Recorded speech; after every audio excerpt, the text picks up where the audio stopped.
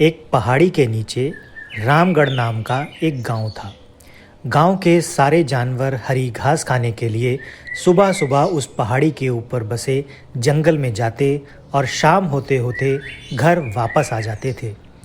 हर दिन की तरह लक्ष्मी नाम की एक गाय अन्य गायों के साथ उसी पहाड़ी के जंगल में घास खाने के लिए गई।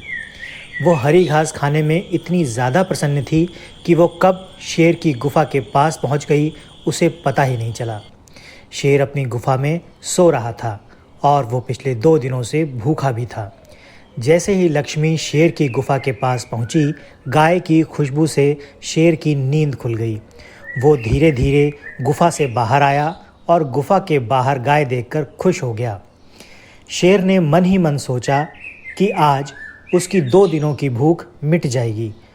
वो इस तंदुरुस्त गाय का ताज़ा मांस खाएगा और ये सोचकर उसने एक तेज़ दहाड़ लगाई। लक्ष्मी शेर की दहाड़ सुनकर डर जाती है।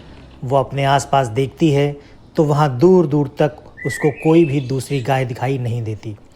जब वो हिम्मत करके पीछे मुड़ी तो उसे सामने शेर खड़ा हुआ दिखाई दिया।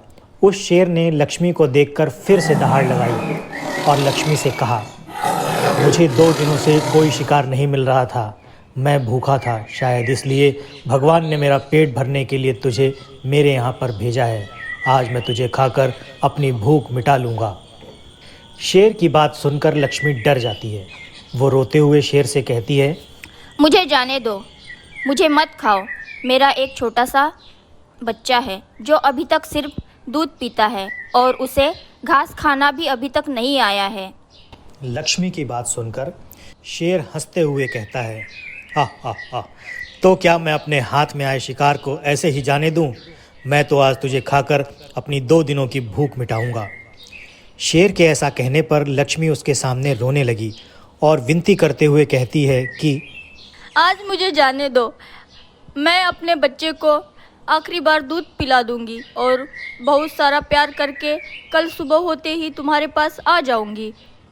फिर तुम मुझे खा लेना और अपना भूखा पेट भर लेना। शेर लक्ष्मी की ये बात मान जाता है और धमकी देते हुए कहता है कि अगर तू कल नहीं आई तो मैं तेरे गांव आऊँगा, फिर तुझे और तेरे बेटे दोनों को खा जाऊँगा। लक्ष्मी शेर की ये बात सुनकर खुश हो जाती है और शेर को अपना वचन देकर गांव वापस चली जाती है। वहाँ से वो सीधे अपने बछड़े के पास जाती है, उसे दूध पिलाती है और बहुत सारा प्यार करती है। फिर बछड़े को शेर के साथ हुई सारी घटना बताती है और कहती है कि उसे अब अपना ख्याल खुद ही रखना होगा। वो कल सुबह होते ही अपना वचन पूरा करने के लिए शेर के पास चली जाएगी। अपनी माँ की बातें सुनकर बछड़ा रोने लगता है। दूसरे दिन सुबह होते ही लक्ष्मी जंगल की तरफ निकल जाती है और शेर की गुफा के सामने पहुंचकर शेर से कहती है, अपने वचन के अनुसार तुम्हारे पास आ गई हूँ, अब तुम मुझे खा सकते हो। गाय की आवाज़ सुनकर शेर अपनी गुफा से बाहर निकल कर आता है और भगवान के अवतार में प्रकट होते हैं। वो लक्ष्मी से कहते हैं, मैं तो बस तुम्हारी परीक्षा ले रहा था। तुम अपने वचन की पक्की हो, मैं इससे बहुत प्रसन्न हुआ। तुम अब अपने घर और बछड़े के पास वापस जा सकती हो। इसके बाद वे उस गाय को गौ माता होने का वरदान भी देते हैं और उसी दिन के बाद से सभी गायों को गौ माता कहना शुरू कर देते हैं। कहानी से सीख, हमें जान की बाजी लगाते हुए भी अपने दिए हुए वचन को पूरा करना चाहिए। यह हमारे दृढ़ व्यक्तित्व को दर्शाता है।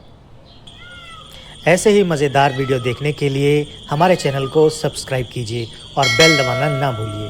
तो मिलते हैं ऐसे ही किसी मज़ेदार वीडियो में, तब तक के लिए बाय बाय।